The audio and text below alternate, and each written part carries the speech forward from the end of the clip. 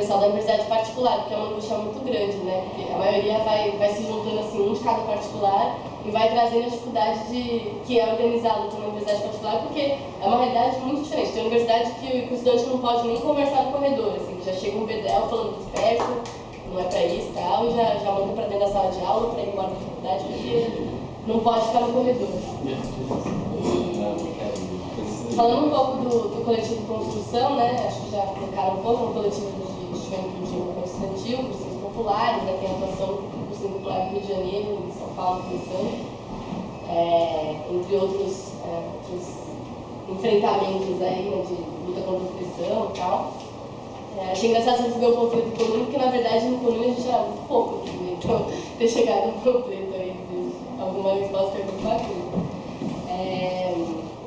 Acho que começaram uma discussão bem bacana que é colocando essa necessidade de se organizar coletivamente, né? Acho que no começo eu li aquele trechinho lá falando sobre a ordem que a gente vive hoje, né?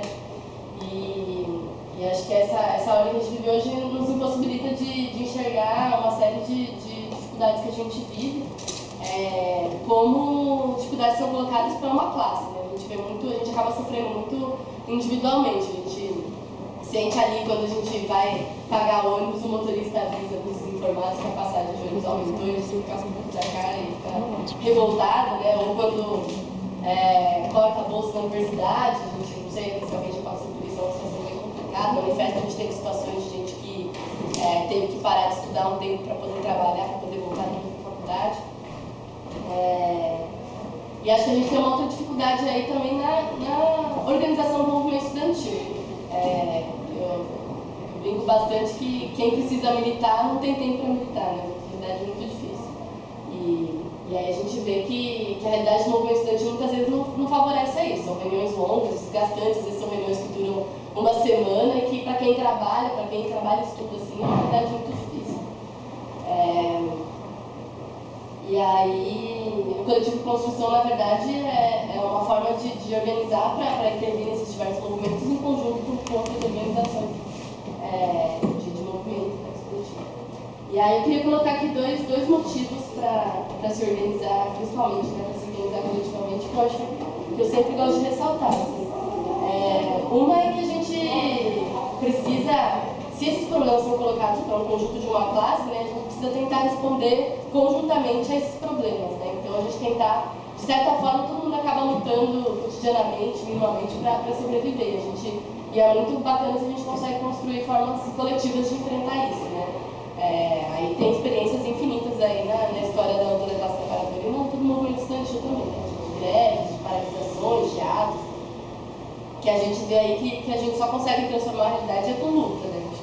E isso não é fala panfletária, a gente pode citar diversos exemplos históricos aí de que a realidade só foi mudada quando as pessoas foram para a rua, quando as pessoas fizeram enfrentamento, por entender que a sociedade está colocada dessa forma, em conflito mesmo.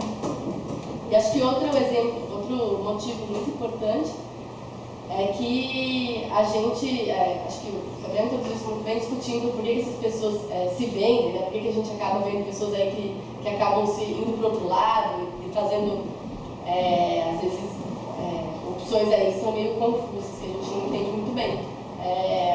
Isso não vem muito como uma discussão de caráter, vem muito como uma experiência concreta que a gente vive individualmente. A gente vai, pela nossa experiência individual, a gente vai tendo contatos com uma série de coisas e fazendo leituras do que é melhor fazer individualmente.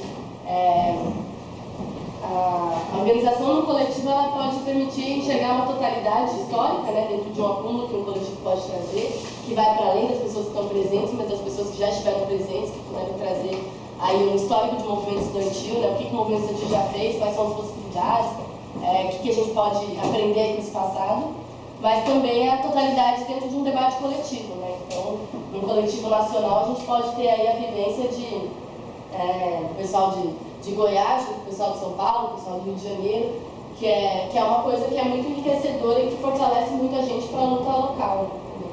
E para a luta que é mais ampla. A gente entende que a luta não pode ficar restrita aí aos limites da nossa universidade. Né?